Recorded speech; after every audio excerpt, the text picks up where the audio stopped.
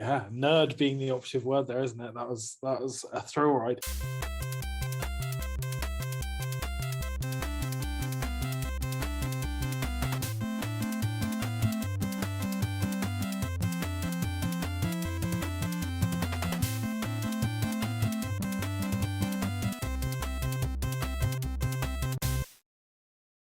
Welcome to Thinking Deeply About Primary Education, the podcast that makes time and space to think about pedagogy, teaching and learning, professional development, anything of interest to time-poor but enthusiasm-rich primary teachers.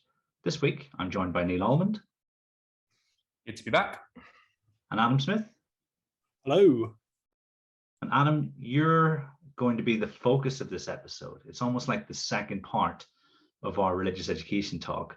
But first, Neil, what you reading for?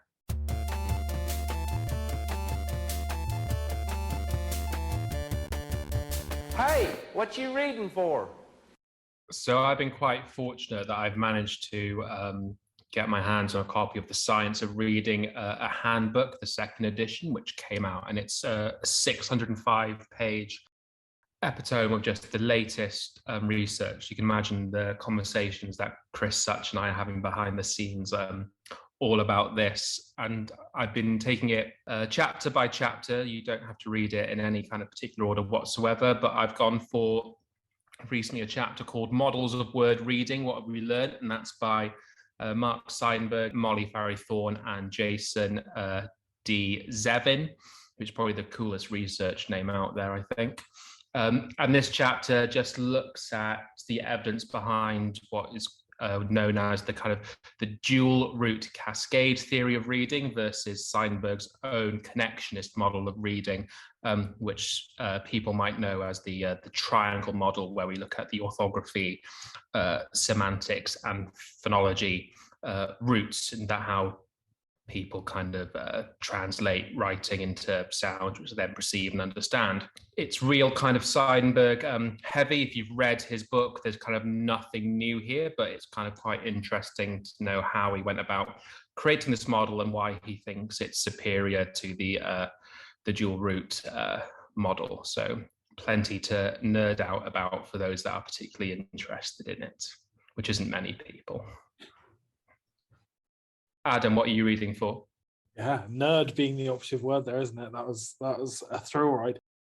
So I am reading How the Other Half Learns by Robert Pondischio, which is a book that I think John Hutchinson recommended it, so I put it onto my Kindle and started reading it on the way to work.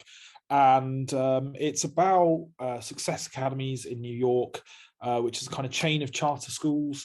And it's about their battle. I mean, it really has been a fight in New York between the public school system and this charter school system, and about the kind of culture in those schools.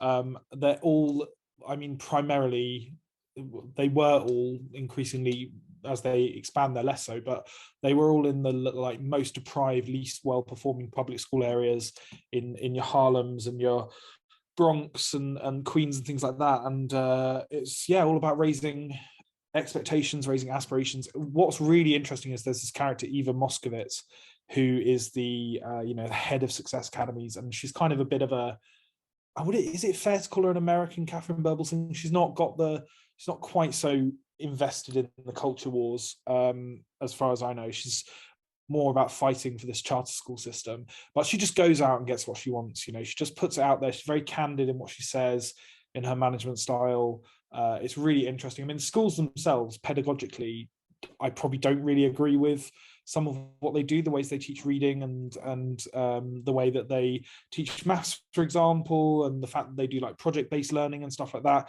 It's not as kind of like British trad as you would expect in terms of the pedagogy and the curriculum, but the fact that she thought this was a way to increase social mobility and outcomes for the poorest people in New York, and then she just went from like one school to like hundreds of charter schools, all doing this, and just kind of like went to war with the unions and went to war with different people. I found that very interesting. I think sometimes you just need these forceful personalities to make change happen. We've all talked at length about are sort of like changes that we would like to see, and maybe it just needs an Eva Moskovich to go out and bang heads together and get things done. Oh, and Kieran, what are you reading for? So this week, I've been reading Effects of Working Memory Capacity, Bilingualism, and Language Proficiency on Ambiguous Relative Clause Attachment. And it's a really interesting paper that I think allows us to see some of the parts of being fluent in a language that we almost take for granted.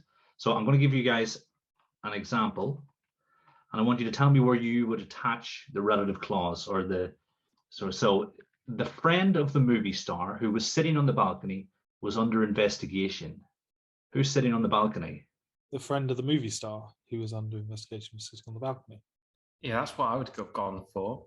But it almost seems too obvious. It must be a trick. So I'm kind of thinking about it too much. Oh, is it because the friend of the movie star who was sitting on the balcony was under investigation? There's no wrong answer. There's no right answer. But what they do is they investigate what the preferences are in people who only speak English, people who speak English and Spanish, and then are there other similar situations in Spanish as well? And so they have this group. So for instance, if it was the movie star who was sitting on the balcony, it's people who would choose that because it's the word the noun that's being processed. Whereas the friend has been processed quite a bit ago in the sentence. And so they're exploring that. I think that's a really good way to demonstrate exactly why this paper is so interesting, because we don't think about stuff like that, but we do it all the time. You know, so if you're going to call anyone a nerd, Adam, I reckon me and Neil have both done ourselves into The focus of this episode, Adam, is going to be the religious education curriculum that you have recently written and released into the world. Released in a very small way at the moment into the world. It's making its first baby steps outside of my school. So, can you give us a brief overview of what it is and what you have created? Yeah. Okay. So it is essentially a fully resourced year 1 to 6 RE curriculum that consists of some of the units are half-termly units, some of the units are termly units, but it's clustered together into termly units. Essentially, I think as I've been on the podcast before, people know I started as a secondary RE teacher, and I was recruited into my current school in part to work on this curriculum project alongside, actually teaching and being class teacher. And it is the fruition of that project. So we sat down in January 2020 to sort of map out the essential kind of columns of knowledge that were going to be in there, and the threads that we're going to pull through, and which religions we were going to feature, and kind of what cultural knowledge we wanted to be in there. And then during COVID, I spent a lot of time planning it, and then I was also I sort of planned a half term, and then I virtually taught all 6-year groups. So I recorded all the videos for all 6-year groups during the first academic year of COVID. Second academic year of COVID, I recorded even more videos, but was also doing class teaching as well. And it meant that I actually got really familiar with this curriculum from a teacher's point of view. I taught all the way from year 1 to 6. It's a year 1 to 6 Key Stage 1 and Key Stage 2 curriculum. And yeah, so it's basically, in its physical form, it is PowerPoints for years 1 through to 6. The Key Stage 1 PowerPoints are kind of almost like a script for teachers. Sometimes they're like quite a lot of text on the page, because it's almost like doing a class book. Sometimes it's like I say, like a script, so you're sort of talking about certain concepts and ideas in a way that are Key Stage 1 appropriate. Sometimes it's looking at images and things like that and discussing with the class, this is the inside of a mosque, or this is a painting of the nativity, what can we remember about it? And then Key Stage 2 is more the PowerPoints are there to be read with the class, and the PowerPoints are there to prompt questions and knowledge and discussion. And then there are booklets that go with it as well. I think for some reason, people really fixate on the booklets as if the booklets are the main kind of method through which it's taught. But actually, I think that can be the case sometimes if they're really heavy, if a lot of the text and the reading is in the booklet. But these booklets are more to consolidate the knowledge and to offer extended writing opportunities. They're much more a complement to the PowerPoints, and I guess the PowerPoints are a proxy for the teacher standing in the class teaching. Yeah, and so they cover all 6 of the major world religions. Well, you can't see me doing air quotes there if it's on a podcast, which is great. Air quotes, major world religions, air quotes, which is Christianity and Islam, which is like the focus that runs through all of it. Key Stage 1 focuses pretty much solely on Christianity and Islam to really lay those foundations. And then Judaism, Hinduism, Buddhism, and Sikhism all get a term, or Buddhism gets a half term. So that's what it is. And it's, like I say, it's making its first tentative steps into the world. So another primary school in our trust has been teaching it this academic year. We've had it embedded for 2 probably full academic years now. And then it's sort of like, I won't say obviously not final form, but it's first draft, first public beta form is going out to a couple more schools. Hopefully maybe more will get on board before September, starting in September. So very exciting times. Nice. I mean, I reckon that would be immeasurably useful for a lot of people, because if I think about my own upbringing, it was very narrow in terms of the theology that was explored, very much open to other people's opinions, other people's sort of world views. But when I went into the classroom in England, I had a lot of learning to do very, very quickly. And I think had I been able to draw on your expertise, then that would have made learning about Sikhism much easier than it was. I was going to say, I saw you wince, Adam, when Kieran mentioned the phrase worldviews there. Just a quick jolt of, I was like, is he trolling you on purpose with that phrase? We can talk about worldviews later, because it's not. I've written a piece for RE Today magazine with a colleague of mine who is quite. The whole point of this piece is that we're quite at polar opposites in terms of the way we look at RE, and it was about this like conference that we went on, this symposium. Again, you can't see me doing air quotes around the word symposium, but there we go. This symposium we went on, and how we actually reconciled ourselves a little bit more. So although I do wince at worldviews, it's not quite such an all-consuming cringe as it perhaps was a while ago. But this definitely is something. In RE, there is this debate about worldviews, and then in the same breath as people say worldviews, people in a very derisive way say, well, we've moved on from the world religions paradigm, and the world religions paradigm is framed entirely in the negative as something that is old-fashioned and bad and, like from the 1950s. And this is an unashamedly world religions paradigm curriculum. It looks at faith using, I don't want to say old-fashioned methods, but methods that I think are still the best way to get students to engage in the world around them without it becoming an intensely like personal, self-reflective. I mean, naturally, any kind of RE is going to be personal, self-reflective, but that's not the purpose of this curriculum. The purpose is like the powerful knowledge, the important knowledge, the relevant knowledge about these religions, and how we kind of, I don't want to say transmit, because that reminds me of like the banking method and Freire and stuff, and I'm still not quite disposed of that kind of philosophy of education stuff that I did in my degree. Transmit's not the right word, but like introduce students to and get them engaged with and get them discussing. I think you said about Sikhism, and that's the thing about being an RE person, is that I don't have any expertise in Sikhism. My degree was in theology. I come from a Catholic Christian background. That's where my expertise lies to some extent. I know a bit more about Islam. The whole point of the reason I'm calling it a sort of beta program is that obviously I've used some research and external sources to create the bits of this that I'm not confident on, and even the bits I am confident on as well, because that's how you write a curriculum. And if there are people out there who are from a Sikh background or have better knowledge and expertise in Sikhism, hopefully the idea is that this isn't just a one-way project of putting it out there and saying, I'm brilliant and this is fantastic and you should use it, but that it will be beta 1, beta 2, and then eventually there'll be a sort of a more polished alpha version of it that will go out in maybe more broadly.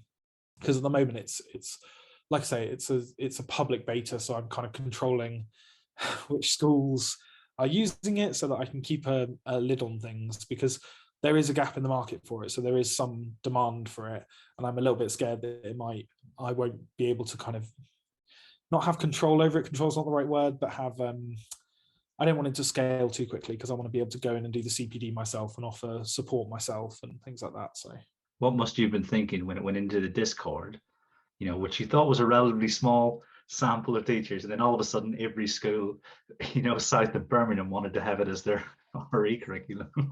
Well, I mean, the good thing is that I know how hard it is to see something that you really like and then try and get it past your SLT and get the funding for it and do the invoices for it. So it's all very well having like 100 schools say, or 100 deputy heads, or head of curriculum say, oh yeah, this is brilliant, absolutely what I've been looking for, 100% want to get it on board. And that translates into like 3 people who might actually get around to like paying the invoice for it and arranging the CPD dates and actually implementing it. So that is a mercy in a way, is that loads of people are interested in it, love that, it's fantastic, it's brilliant, I love talking about it. But I'm quite glad that it's a fairly difficult process, because it shows that people actually have to be quite committed to take it on board.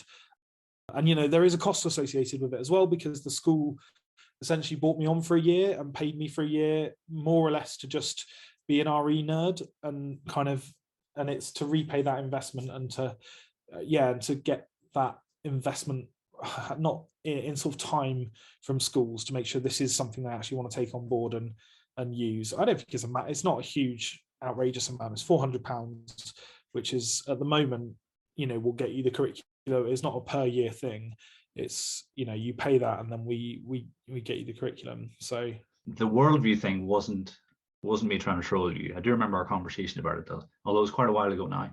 But it was one of those situations where my brain took me into a sentence, and I thought, I've got to get out of this sentence without insulting 80% of the people who live in the world. So I'm just going to go with worldview. But I've been thinking about philosophical worldviews as well, because you mentioned paradigms.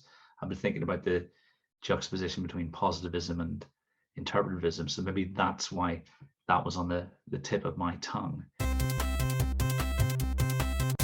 It can't just have been lockdown that prompted you to create this. What was the inspiration and sort of the driving force behind this new curriculum?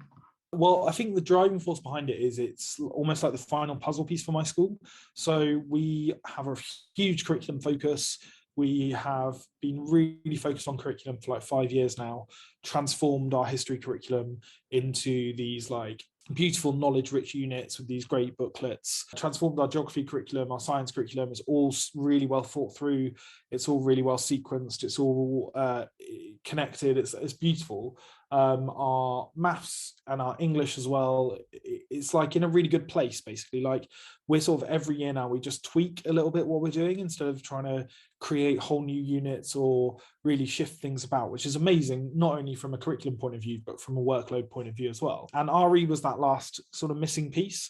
So I was recruited by an incredible woman called Cathy Buchanan, who is now the CEO of the MAT, but at the time was the head teacher.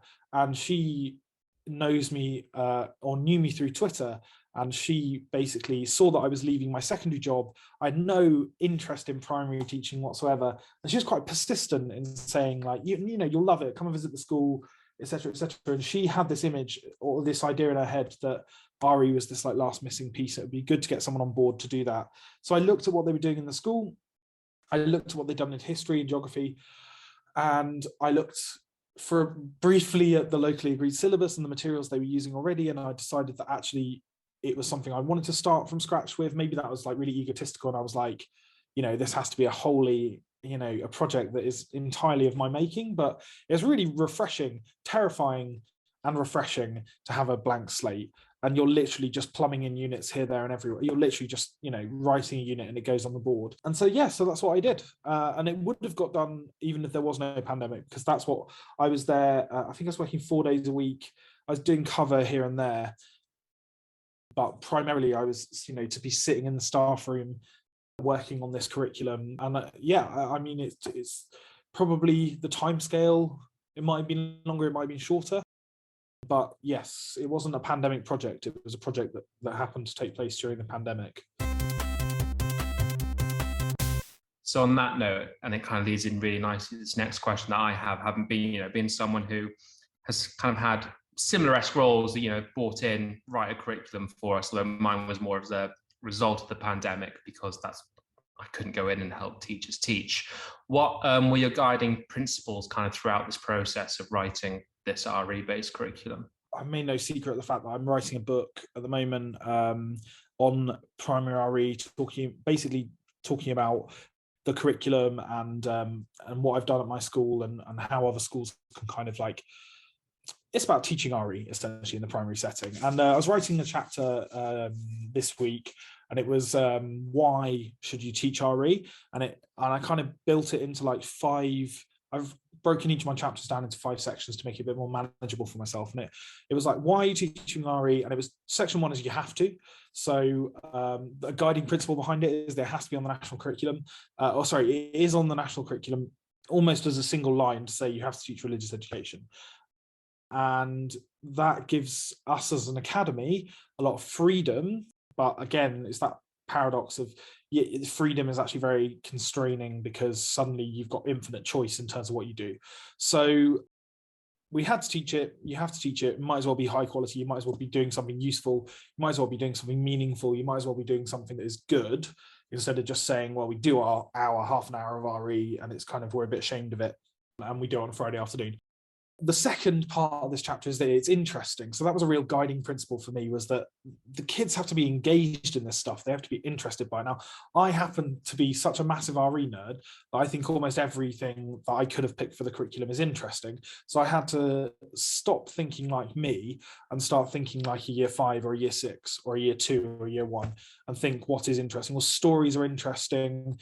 Getting to poke your head around the door of somewhere you've never been is interesting. Getting to see the world through someone else, to understand someone else's motivations in the world, is interesting. Looking at modern questions like climate change and war is interesting. So I thought it's got to be interesting. And then number 3 was it is important. There's an E.D. Hirsch quote about having students be able to basically, they will have a good level of cultural literacy if they're able to understand the front page of the New York Times. And to my mind, RE is a great way of being able to achieve that goal with our students. It provides a lot of hinterland knowledge. It provides a lot of knowledge. I guess I'm kind of previewing what I'm going to say in my 5th point, which is a bit annoying, but that's very important. RE is unlike almost any other subject because it has this massive caveat over it that our students go off to many, many different secondary schools, and there's always a slight chance that they will go off to a secondary school that, for all that it's not as common as it used to be, but it's still fairly common, that will not teach RE again as a discrete subject. So I think about that in terms of takeaways, what we want our students to know at the end of year 6, but what is the important knowledge that they have to really know if they're never going to do RE again, if the last RE lesson of year 6 is the last RE lesson they ever have. Similarly, if they do end up doing RE again, what is the important knowledge that my secondary teacher brain thinks should be embedded? So that was another sort of lens through which I looked at this. Another guiding principle was what is important if either they never do RE again or they have to do RE again. What is important? The fact that it's powerful is something I strongly, strongly believe. So number 4 is that it's powerful.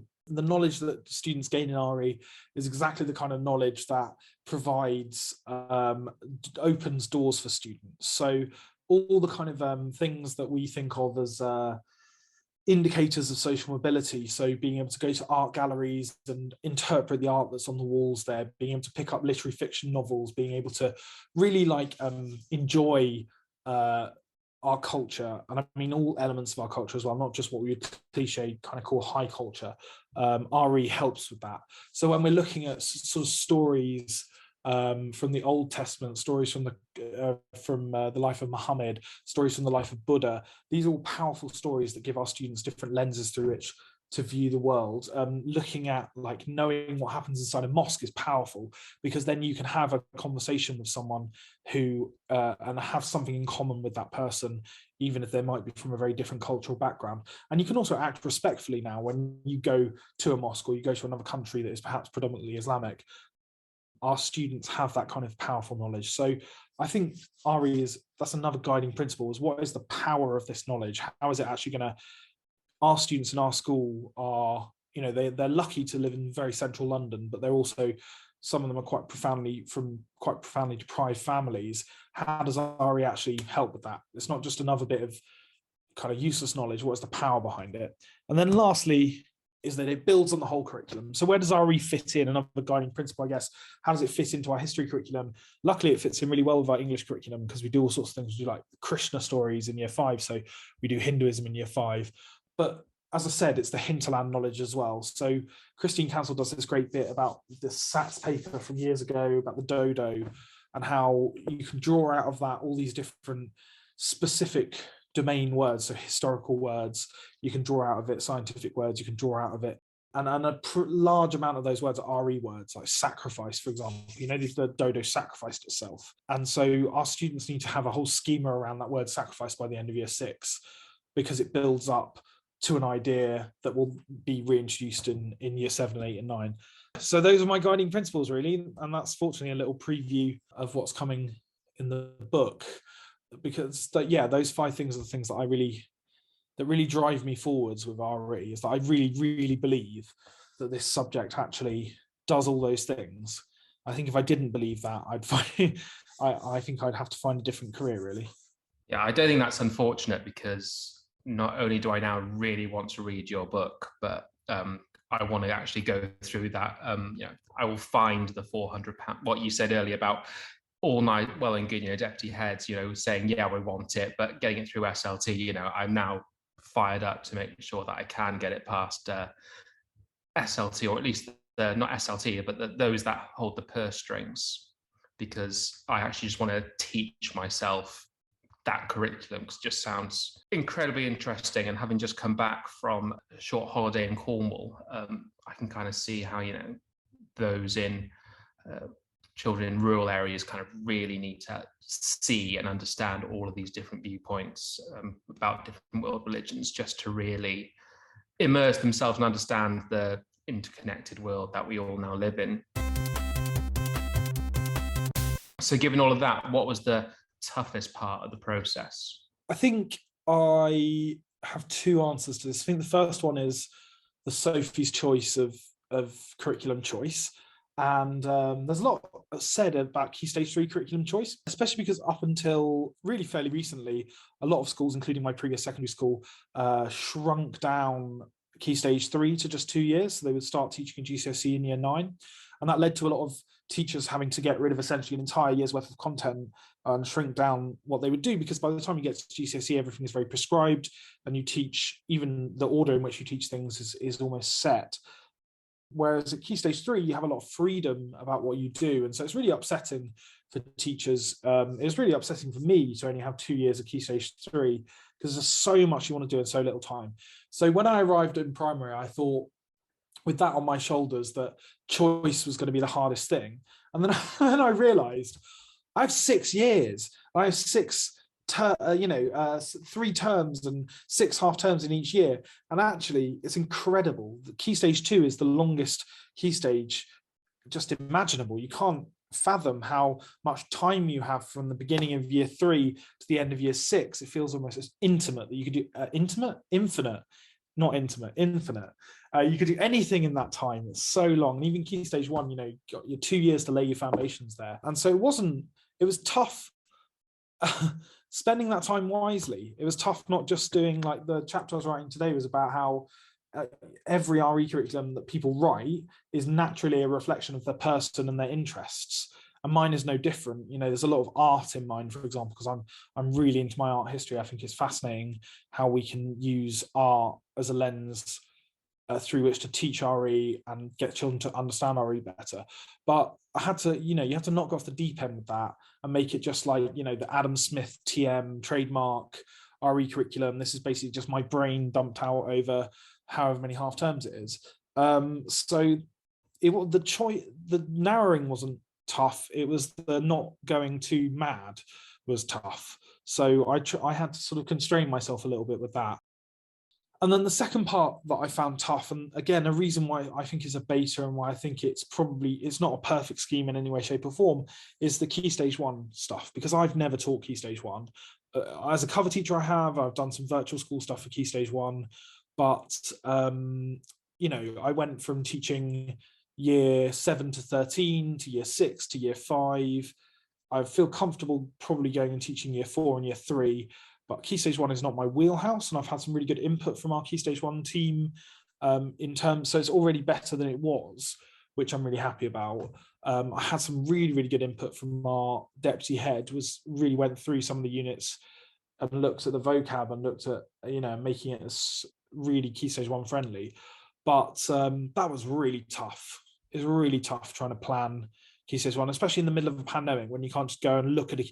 Now, when I want to plan a year 1 thing or tweak a year 1, I just go and stare at year 1 for a while, just stand in the corner of the classroom and be like, okay, this is who we're pitching this out. Go and look at year 2. They might just be doing phonics or art or something, but just like, this is what a 6-year-old looks like.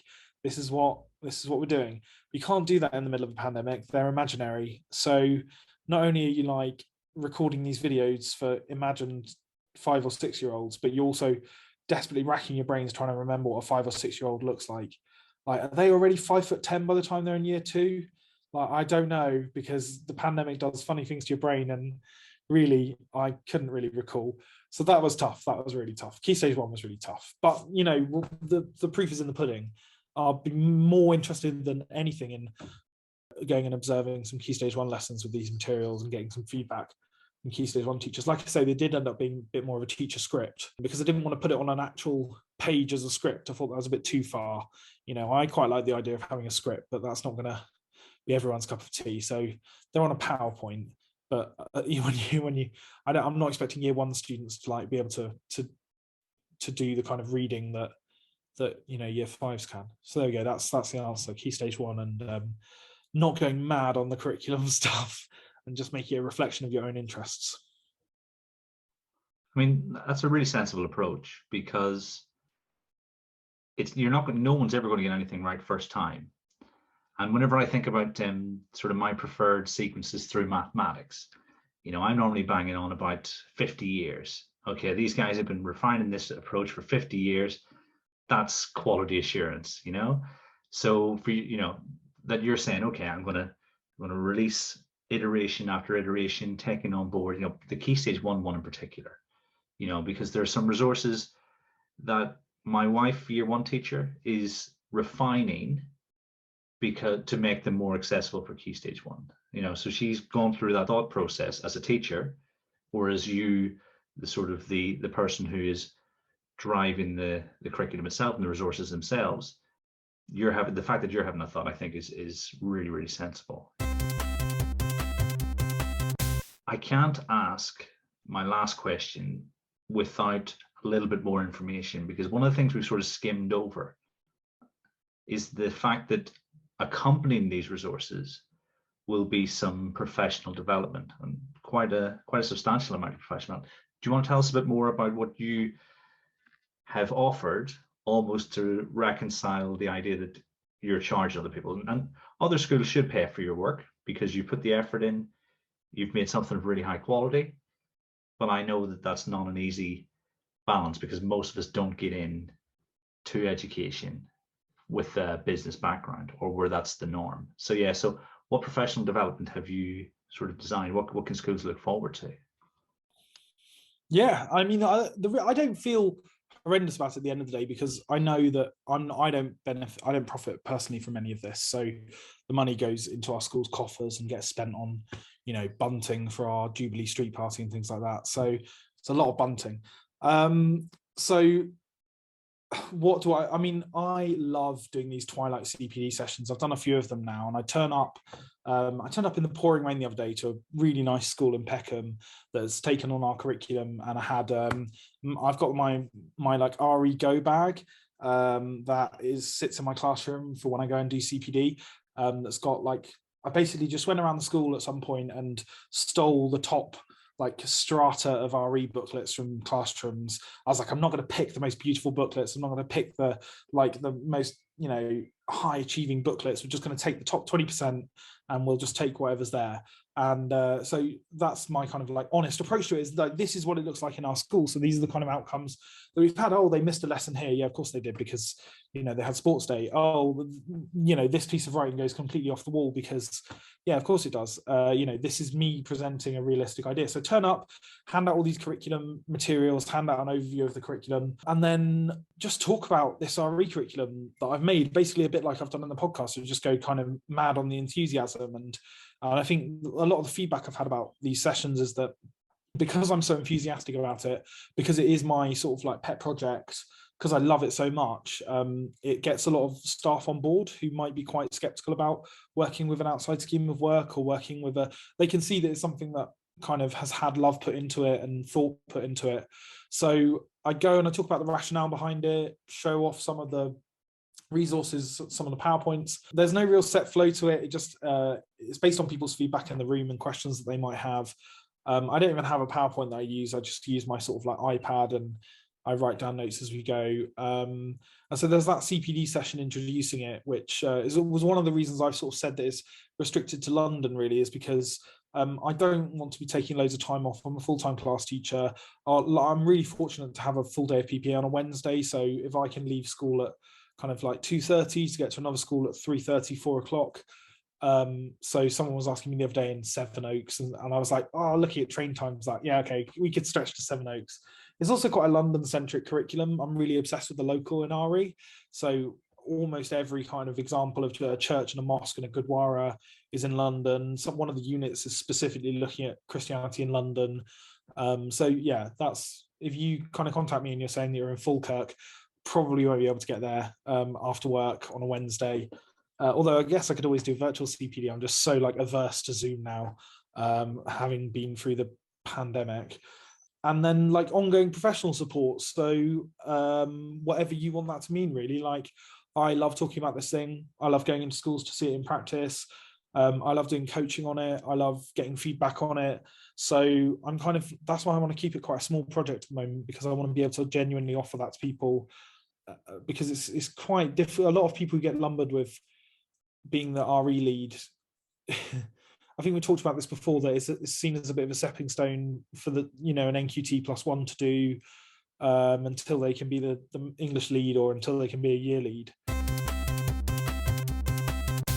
I was going to throw an unexpected question your way to see if there's anything that you would be taking away for future instances of curriculum design from listening to Adam. It would only just be mirroring kind of what Adam said, really. It's like with that carte blanche, like, oh gosh, I can now write a history curriculum. What does that look like? That can look like anything that I want it to, and the kind of the social responsibility that goes with that. Like, am I teaching them the right thing, the wrong thing?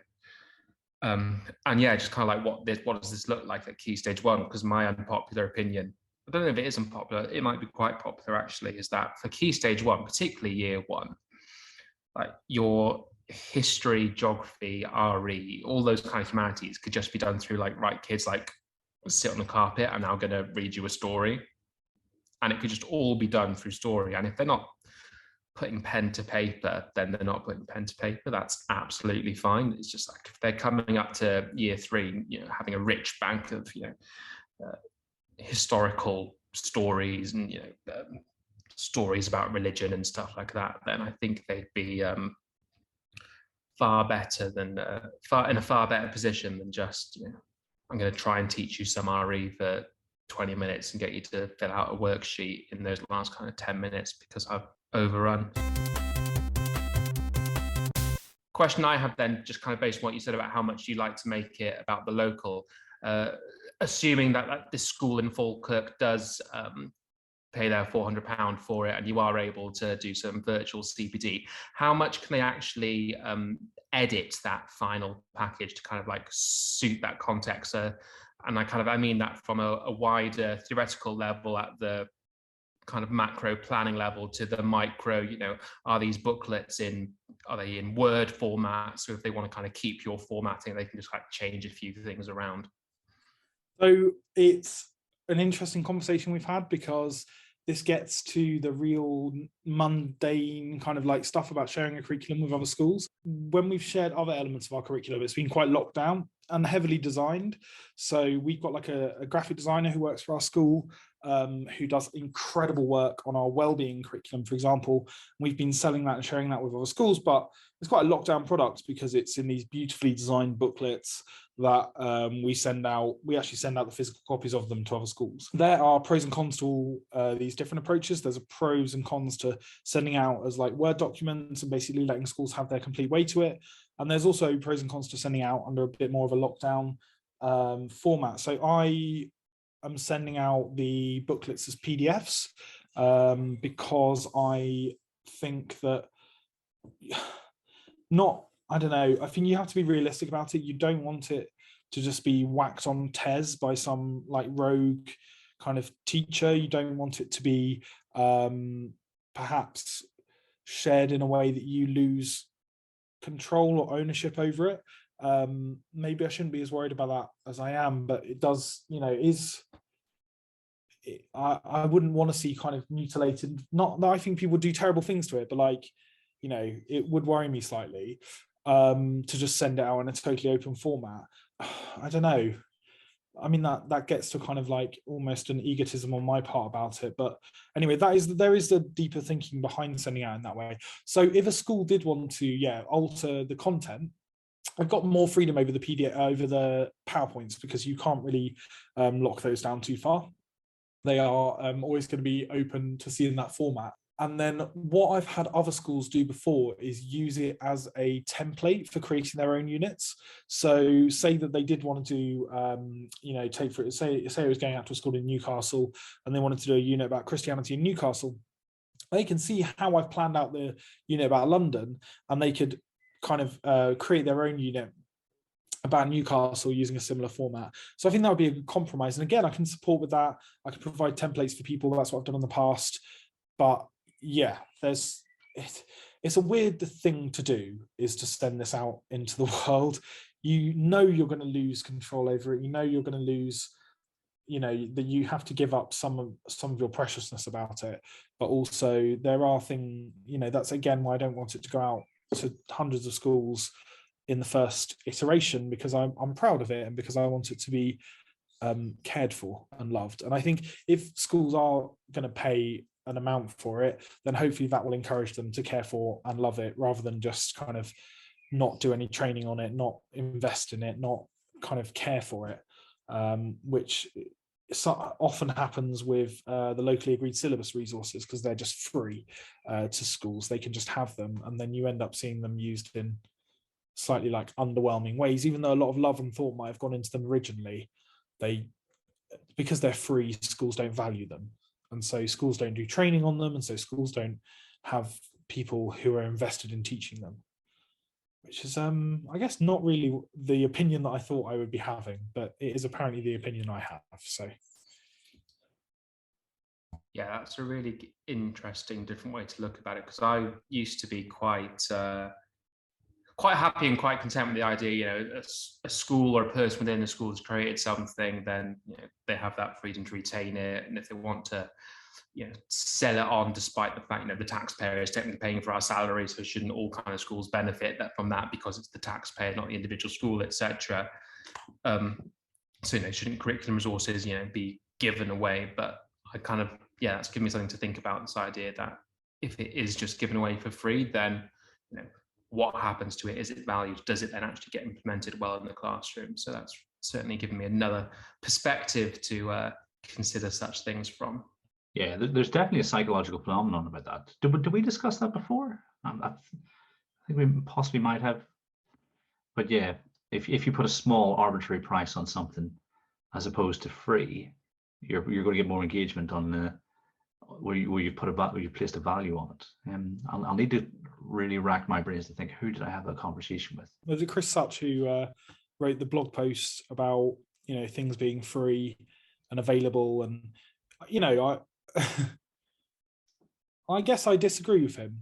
And I'm not just saying that because that's the situation I find myself in, but I do think there is something to be said, like you say, for the psychology of we've paid for this, we've invested in it.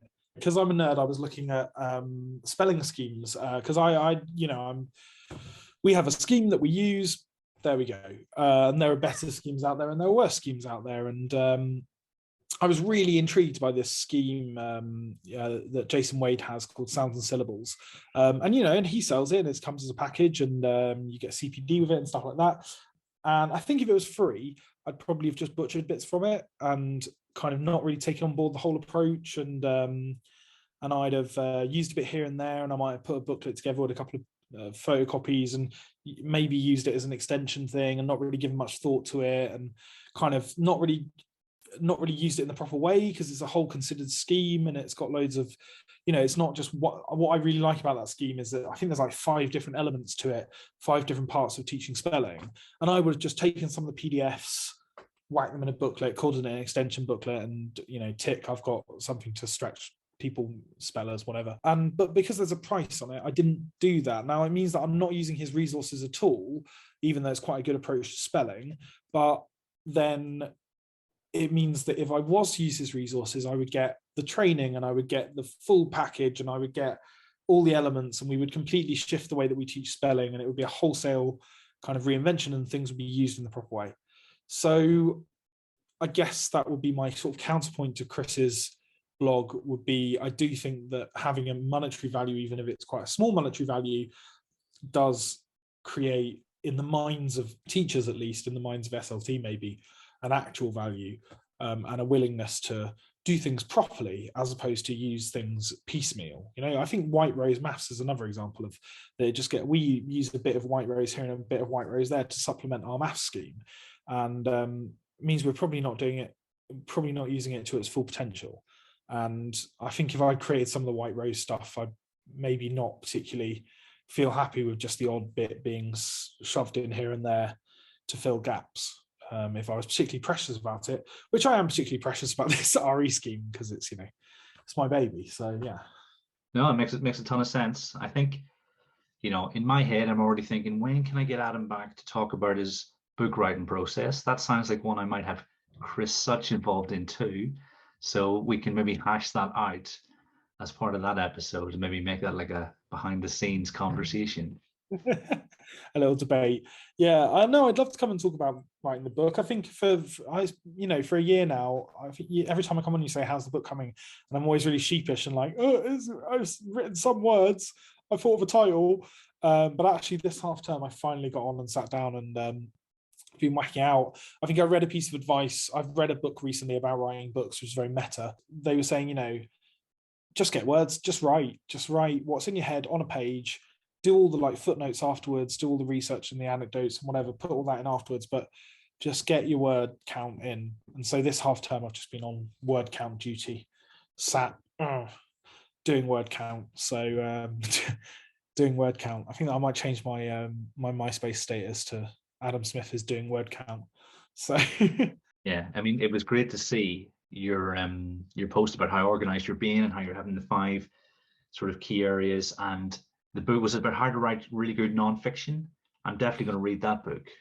Yeah, do you know, it was really good actually. It was really meta because it's a book about how to effectively write nonfiction that is also a really well-written book about it's all about writing for an audience and imagining an audience and thinking about your audience really carefully. And not ironically, whatever the opposite of ironically is, it does really well consider its audience, and it does really think about, it's really personal and meaningful, and there's not a lot of guff in it. Yeah, I have to have a way of breaking it all down, because I think part of being a bit scatterbrained and a bit ADHD is that you need smaller goals. So it's like 10 chapters, 5,000 words a chapter, 5 sections, 1,000 words a section. Do you know what? That's really doable. I can do 1,000 words in like an hour or less sometimes. So that's much more manageable. I just try not to zoom out too far. So if I do 1,000 word section, I just try not to look at the big list of empty sections that still coming. But yeah, I'd love to come and talk about book writing, not because I think I'm any particular expert, but for the exact reason that I'm a complete novice. Suddenly thought, I should write a book, and there's not really, there's lots of education books, but there's no education books about writing an education book, which is perhaps my next project. Yeah. If John Ketter listening. Don't hold me to that. Please don't hold me to that. Someone needs to write that book before I start writing mine, if I ever do write one, because people tell me I should. I don't. You gotta open your free school first. Free school and then the book about how well the free school went or how badly it went. I'd rather read a book about how badly it went. I mean, it's going to be called the Neil Almond Free School, or NAF School for short. So it can't, Exactly. it's going to have to go terribly badly, but it will have a really good RE curriculum.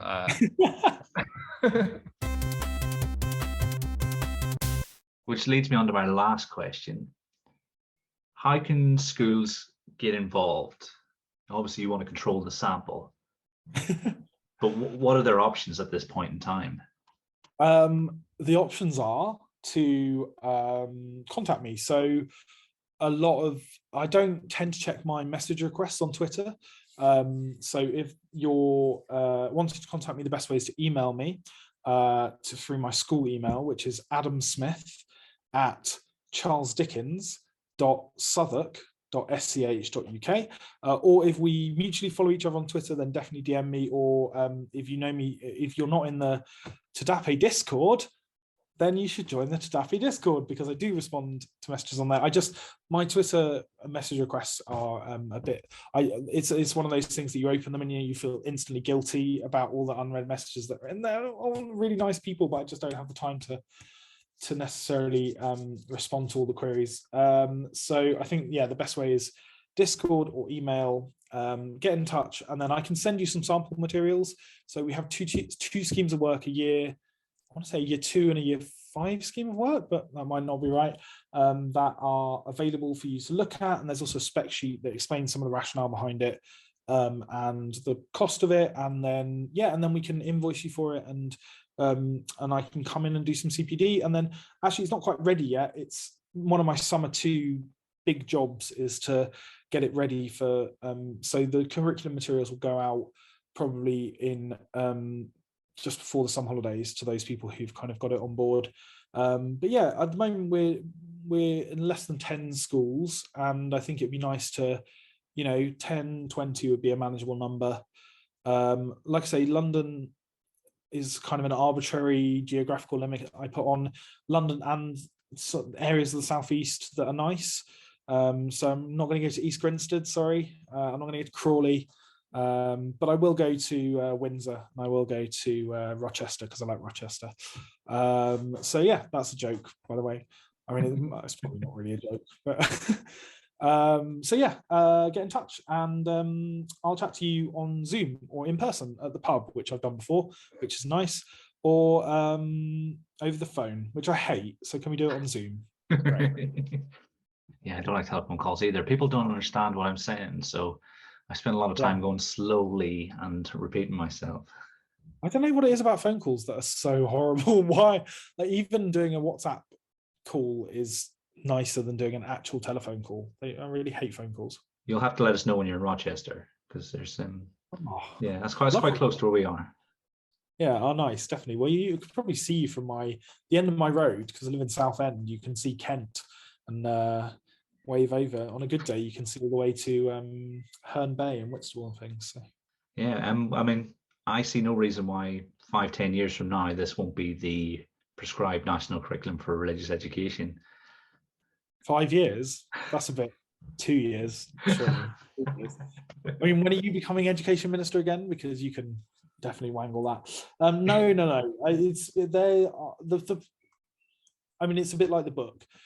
There just isn't something equivalent that fills this gap. So that's what I like about this in a way, is it's not going up against.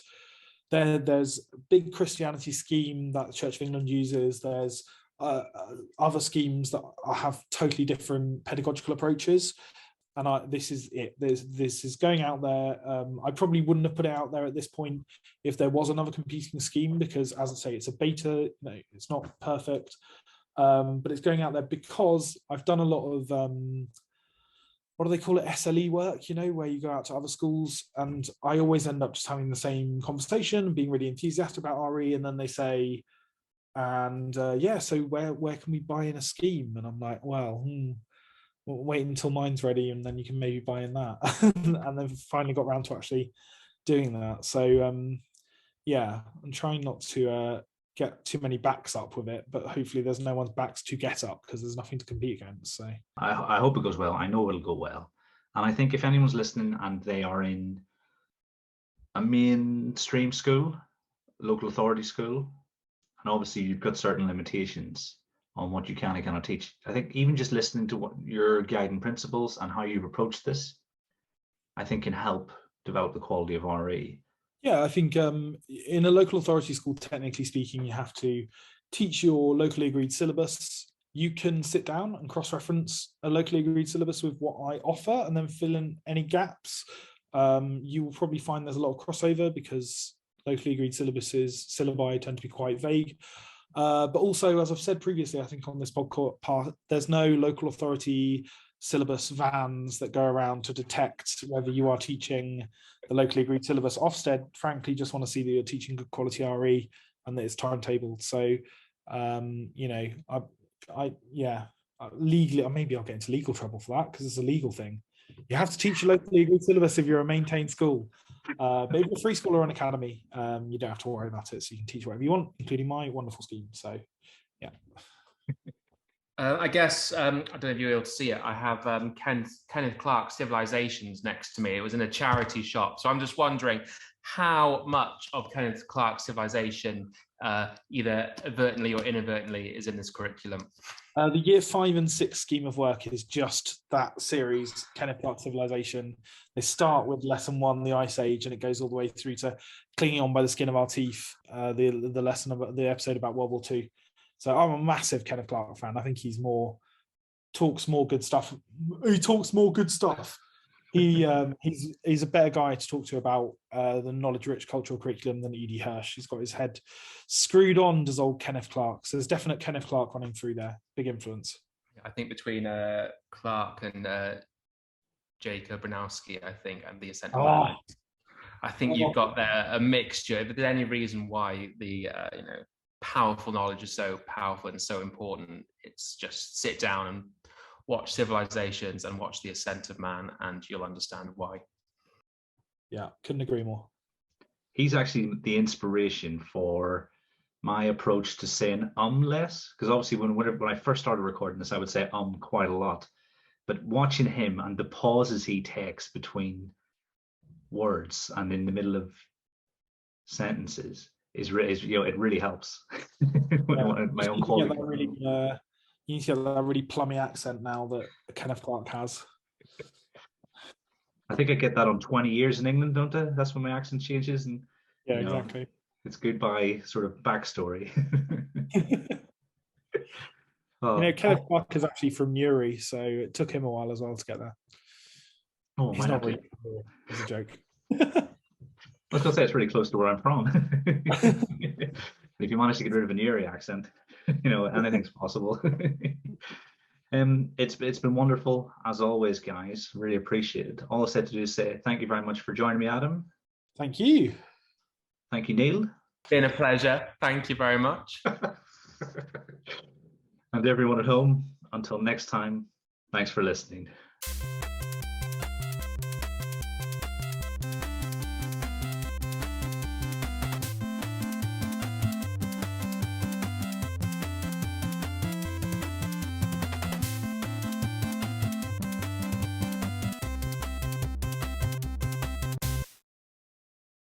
Sorry, Adam, we're just kind of talking about what questions can we throw at you last minute without you've actually been prepared. Oh, it's fine. Lob away, it's fine. Don't worry.